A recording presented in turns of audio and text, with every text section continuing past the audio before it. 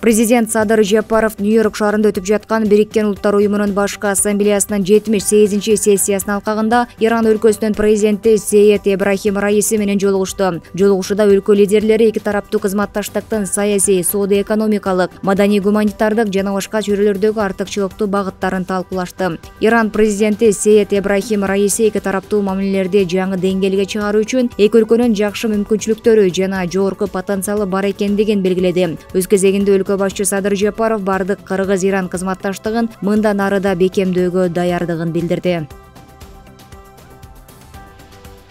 Бүгүн кабар агенттигинде өткөн маалымат жыйында Манас эл аралык аэропортунун жетекчиси Манасбек Самидинов Кыргызстандын аймактарындагы аэропортторду оңдоп түзөө иштери жөнүндө айтып берди. Анын айтымында президент Садыр Жапаровдун демилгеси менен өткөн жылы Казарман, Нарын, Кербен, Талас аэропортунда оңдоо, түзөө жана Каракол жана Тамчыда жаңы аэровокзал куруу иштери башталган. Караколдо учуу-конуу тилкеси 3800 метрге чейин узартылып, жаңы аэровокзал курулууда. Ал саатына 250 адамды өткөрүүгө жөндөмдүү 8000 чарчы метрге жакын аянтты түзөт. Манасбек Самидинов ошондой эле Баткендеги аэропорттун учуу-конуу тилкесинде оңдоп түзөө иштери аяктап калганын, ал эми ноябрь-декабрь айларында түнкү убакта дагы учактарды кабыл алууга боло турган жарыктарды орнотуу пландалып жатканын кошумчалады.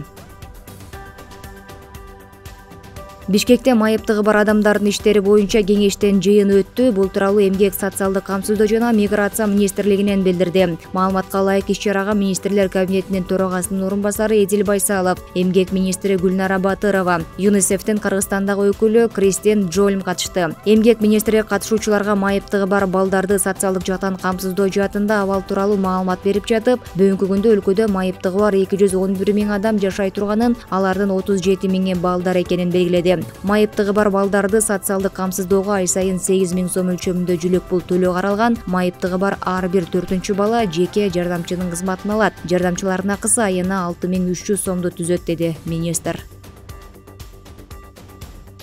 Бишкек шаарында жол тыгынын жоюу үчүн жаңы жол курулууда. Муниципалитеттен билдиришкенде, Элебиясов көчөсүнөн Осмонкул көчөсүнө чыгычу арал тилкесинде капиталдык оңдоо иштери башталды. Оңдоодон соң узундугу 1500 метр, турасы 6 метрди түзгөн аталган тилкеге Абдрахманов көчөсү менен Жибек жолу проспектисинин кесилишинде альтернативдүү жол болмокчу. Белгиленгендей, жол оңдоо иштерин 10 октябрга чейин бүткөрүү пландалууда. Өзгөчө Кырдаалдар министрлиги аба ырайына байланыштуу шашылыш билдирүү таратты. Мекеменин билдирүүсүнө караганда, 20-22 сентябрында өлкө аймагында күтүлүп жаткан туруксуз аба ырайына жана нөшөрлүү жаан-чачынга байланыштуу республиканын тоо этектериндеги райондорунда суунун деңгээли көтөрүлүшү жана сел жүрүшү мүмкүн. Дарыяларда суунун деңгээли көтөрүлүшү күтүлөт. Өзгөчө Кырдаалдар министрлиги жарандарды сак болууга чакырат. Эскерте кетсек, 20-22 сентябрда өлкөнүн аймагында аба ырайы кескин өзгөрүп, 20 сентябрда көпчүлүк аймактарда жаан жаап, айрым жерлерде катуу жаашы, күн күркүрөшү, тоолуу райондордо кар жаашы күтүлөт. Батыштан соккон шамалдын ылдамдыгы секундасына 4-9 метрден, айрым жерлерде 15-20 метрге жетиши мүмкүн.